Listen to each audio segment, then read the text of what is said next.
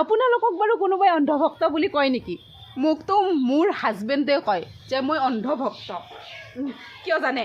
কাৰণ মই বিজেপিক ছাপোৰ্ট কৰোঁ। আৰু চবত কৰি ডাঙৰ কথা, মইনো বিজেপিক কিয় ছাপোৰ্ট কৰোঁ? 1200 টকা পাওঁ, নহ'লে লাখপতি বাইদেউ, তেনেকুৱা একো নহয়।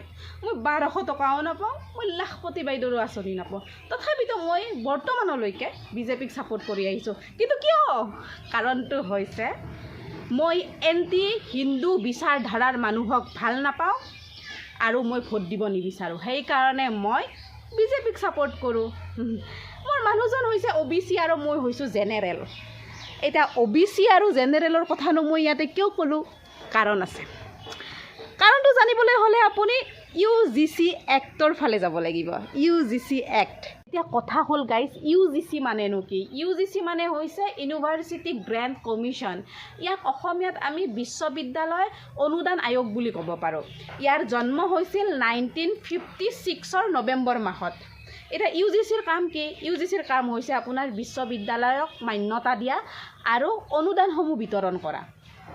তো ইয়াৰ আৰু এটা কাম আছে, সেইটো হৈছে SC, ST আৰু OBC সকলক মানে সংৰক্ষণ দিয়া আৰু আপোনাৰ ফিজবিলাক ৰেহাই দিয়া, তাৰপিছত আপোনাৰ কি বুলি কয় হোষ্টেলৰ সুবিধা দিয়া, নানা ধৰণৰ যিবিলাক সুবিধা আছে সেইবিলাক সুবিধা ST, SC, OBCক দিয়া। আৰু জেনেৰেল কাষ্টে সংৰক্ষণ আৰু অন্য বিশেষ সুবিধা কম পোৱাৰ মূল কাৰণ হৈছে সংৰক্ষণ প্ৰণালী। ইয়াক লৈ জেনেৰেলে কোনোদিনে ঈৰ্ষাও কৰা নাই আৰু দুখো কৰা নাই, কৰিব লগা কথাও নহয়। কাৰণ আমি জেনেৰেলে বিচাৰোঁ যে SC, ST, OBC যিবিলাক পিছপৰা জাতি সেইবিলাক মানে কি আগুৱাই যাওক, আগুৱাই যোৱাটো আমি বিচাৰোঁ। গতিকে ঈৰ্ষা কৰাৰ কথাই নহয়, আমাৰ নিজৰে ভাই ভনী হিন্দু মানুহ, গতিকে কি ঈৰ্ষা কৰাৰ কথা? গাইজ 1989ত আৰু এখন এক্ট বনায়। সেই এক্টখনৰ নাম হৈছে SC আৰু ST এক্ট। এই এক্টখন বনোৱাৰ মেইন উদ্দেশ্য হ'ল যাতে দলিত আৰু আদিবাসী মানুহসকলৰ মানে কি আৰ্থিক, শাৰীৰিক, মানসিক এইবিলাক অত্যাচাৰ কমাব পাৰে। কিন্তু মই কেইদিনমান আগতে এটা ঘটনা শুনিছিলোঁ। সেই ঘটনাটো হৈছে উত্তৰ প্ৰদেশৰ বিষ্ণু তিৱাৰী বোলা এজন মানুহৰ লগত। বিষ্ণু তিৱাৰীৰ ঘৰ এইটো, তাৰে কাষতে কিবা মানে কি এঘৰ মানুহৰ লগত মানে কি সীমা বিবাদ হয়। সেই সীমা বিবাদৰ কাৰণে মানে কি কাষৰ মানুহ ঘৰ হৈছে SC আপোনাৰ। সেইকাৰণে কি কৰিলে আপোনাৰ সেই মানুহ ঘৰে SC, ST এক্টৰ অধীনত কেছ কৰি দিলে বিষ্ণু তিৱাৰীৰ ওপৰত যে শাৰীৰিকভাৱে অত্যাচাৰ কৰা হৈছে, বলৎকাৰ কৰিব চেষ্টা কৰা হৈছে আৰু জাতিত ধৰি কথা কৈছে বুলি। তাৰপিছত বিষ্ণু তিৱাৰীক ট্ৰায়েল কোৰ্টে আপোনাৰ দোষী বুলি কৈ কিনে আজীৱন কাৰাদণ্ড দিয়ে। কাৰাদণ্ড দিয়াৰ পিছত বিষ্ণু তিৱাৰী কৰা নাছিল মানে কামটো, যিটো অভিযোগ দিছিল সেইটো অভিযোগ তেখেতে মানে কি মানি ল'ব পৰা নাছিল, যিহেতু কৰা নাছিল, সীমা বিবাদৰহে কথা। তেতিয়া বিষ্ণু তিৱাৰীয়ে নিজৰ ভাগৰ মাটি বেচি কিনে আপোনাৰ এলাহাবাদ কোৰ্টত যায়। এলাহাবাদ কোৰ্টত তেখেতক নিৰ্দোষী বুলি গম পোৱা যায়। নিৰ্দোষী বুলি কেতিয়া গম পোৱা যায়? 20 বছৰ কাৰাবাস খাটাৰ পিছত গম পোৱা যায় যে বিষ্ণু তিৱাৰী সেনেকুৱা একো কাম কৰা নাছিল। তাৰপিছত বিষ্ণু তিৱাৰী ওলাই অহাৰ পিছত বিষ্ণু তিৱাৰীক প্ৰশ্ন কৰা হয় যে এতিয়া আপোনাক মানে কি চৰকাৰে কি সুবিধা দিয়াটো বিচাৰে, কি অমুক তমুক। তেতিয়া কৈছে মোৰ 20 বছৰটো ঘূৰাই দিব পাৰিব চৰকাৰে। বিষ্ণু তিৱাৰীৰ আপোনাৰ ঘৰ মাটিটো বেচা গ'লে উকিলক দিওঁতে। তাৰপিছত আপোনাৰ কয় কি দিব লাগে বুলি, কি সহায় কৰিব লাগে চৰকাৰে।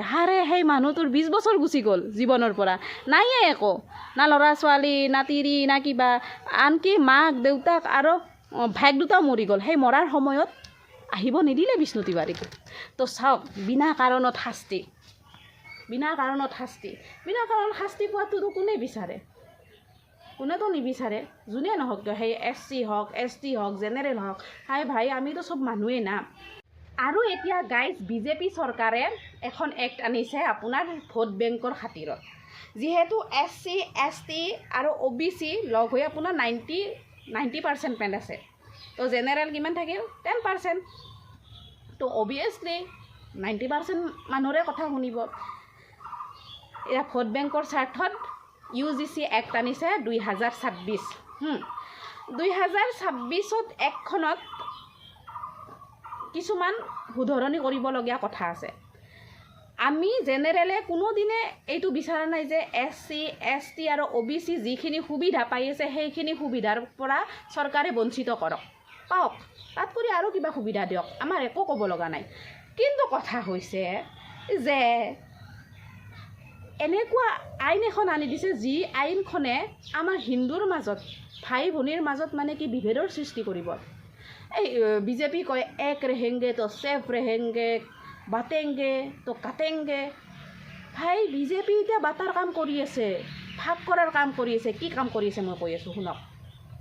UGC Act 2026 কি আনিছে জানে? 2012 মতে, এক্টৰ মতে মানে যদি কোনোবাই আপোনাৰ মোৰ ওপৰত মিছা অভিযোগ দিয়ে যে মই জাতিক ধৰি কথা কৈছোঁ বুলি যদি কোনোবাই মিছাকৈ কয়, তেতিয়াহ'লে কি হয়, আপোনাৰ 3 বছৰমান জেল হয়, 3 বছৰমান জেল হৈ যাব পাৰে। কিন্তু এই মোদী চৰকাৰে এইবাৰ 2026ত সেইটো নিয়মটো উঠাই দিয়ে। কিয় উঠাই দিয়ে? ডেমক্ৰেচি মানে কি? ডেমক্ৰেচি মানে এইটো নেকি যে কাৰোবাৰ কি বুলি কয় ভয় দূৰ কৰিবৰ কাৰণে কাৰোবাক ভয়াতুৰ কৰা? ডেমক্ৰেচি মানে এইটোতো নহয় ভাই। 2026 এক্টখনে আমাৰ জেনেৰেলৰ মাজত এটা ভয় কৰি দিছে, মানে কি বহুত ডাঙৰ ভয়ৰ এটা সৃষ্টি কৰি দিছে। সিহঁতে মানে কি কৰিলে চৰকাৰখনে যে গোটেই মানে কি যিমান ইউনিভাৰ্চিটি আছে, কলেজ আছে, চবতে মানে এখন মানে কি কমিটি হ'ব লাগিব। সেই কমিটিত SC ST OBC মানে কি মেম্বাৰ থকাটো আপোনাৰ হয় বাঞ্ছনীয়। কিন্তু জেনেৰেল কাষ্টৰ মেম্বাৰ থকাটো তাতে মেণ্ডেটৰী নহয়। কিয় মেণ্ডেটৰী নহয় ভাই? মোৰ ওপৰত ধৰি লওক, এতিয়া মই কলেজত পঢ়ি আছোঁ, ধৰি লওক মই টপাৰ, মই জীৱনত কিন্তু টপাৰ হৈ পা নাই ধৰি লওক মই টপাৰ, কাৰোবাৰ ঈৰ্ষা লাগিল, চবতে ভাল বেয়া মানুহ থাকে। SC ST OBCৰো বহুত ভাল মানুহ আছে, তাৰে মাজতে এটা দুটা বেয়া মানুহ থাকে। কোনোবাই ভাবিল তাই টপাৰ, তাই জীৱনটো বৰবাদ কৰি দিম ৰচোন।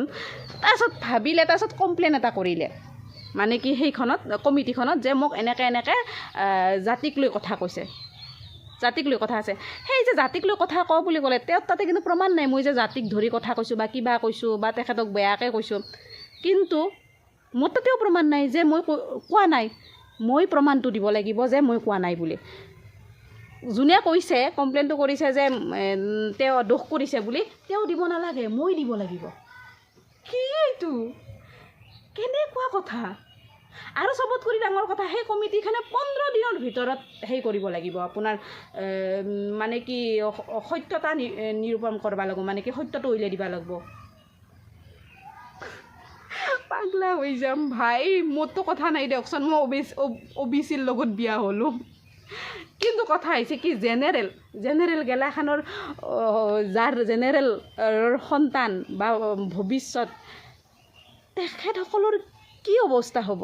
তাত কৰি এটা কাম কৰিব লাগে চৰকাৰে, যে যি আছে বি দিবা লাগে জেনেৰেল গেলা। মৰি যা তহঁতে মৰি যা থাকাত কৰি। এতিয়া যা টকা পইচা থকা মানুহ তাইতো বিদেশিক বোলে, বিদেশতে গুচি যাব দিয়কচোন, আপোনাৰ কৰিব, বিজনেছ কৰিব বা বিদেশত চাকৰি কৰিব। কিন্তু আমাৰ নিচিনা মানুহে কি কৰিব? চাকৰিটো দিয়কচোন, আপোনাৰ চিটটো জেনেৰেলত নাই বুলিয়ে ক'ব পাৰি। ক'ত যাব? এতিয়া এনেকুৱা হ'ব, মানে কি বন্ধু কৰিবৰ কাৰণে ভয় কৰিব। বন্ধু কৰিম, কিবা কাৰণত যদি মিছা এলিগেশ্যন দিয়ে যে এই মোক জাতিক ধৰি কথা কৈছি বা বেয়াকৈ কৈছি, তেতিয়া তাৰমানে বন্ধু কৰিব মানে কি লাগব। এতিয়া মানে কি আমাৰ হিন্দুৰ মাজতে এটা ভেদাভেদ আহি যাব। তো চৰকাৰক অনুৰোধ জনাইছোঁ, আপোনালোকে এই বিলখন অলপমান সংশোধন কৰি দিয়ক, যাতে যদি কোনোবা বিনা কাৰণত যদি কাৰোবাৰ ওপৰত এলিগেশ্যন লগায়, তেতিয়া কমচে কম আপোনালোকে 6 মাহৰ কাৰণে হ'লেও জেলটো যোৱাৰ কাৰণে বাধ্যতামূলক কৰি দিব। সেইটো এটা মানে কি সেনেকুৱা হ'লে মানে কি আমাৰো ভয় নালাগে বা বেলেগেও আমাৰ ওপৰত মিছা এলিগেশ্যন নলগায়। ঠিক আছে, এতিয়া আহিছোঁ। এতিয়াতো যিকোনো দলে মনে আছে জেনেৰেলৰ ওপৰত এইখিনি হোৱাৰ কাৰণে, মনে আছে। মনে থকাৰ কাৰণ কি জানে? প্ৰথম কাৰণটো হৈছে ভোট বেংক, আৰু দ্বিতীয় কাৰণটো কি জানে? দ্বিতীয় কাৰণটো হৈছে আপোনাৰ এই যে এইখন যে UGC এক্টখন ইয়াৰ চেয়াৰমেন কোনি জানে? ইয়াৰ চেয়াৰমেন হৈছে আপোনাৰ দিগ্বিজয় সিং। দিগ্বিজয় সিং কোন জানে? দিগ্বিজয় সিং হৈছে মধ্যপ্ৰদেশৰ নেকি, মধ্যপ্ৰদেশে হ'ব, মধ্যপ্ৰদেশৰ মুখ্যমন্ত্ৰী আছিল আৰু আপোনাৰ ৰাষ্ট্ৰীয় কংগ্ৰেছৰ ৰাষ্ট্ৰীয় কংগ্ৰেছৰ এটা ভাল এটা নেতা আৰু কংগ্ৰেছৰ ভাল নেতা, একদম জানা মানা নেতা দিগ্বিজয় সিং। সেইকাৰণে চবে মনে মনে আছে।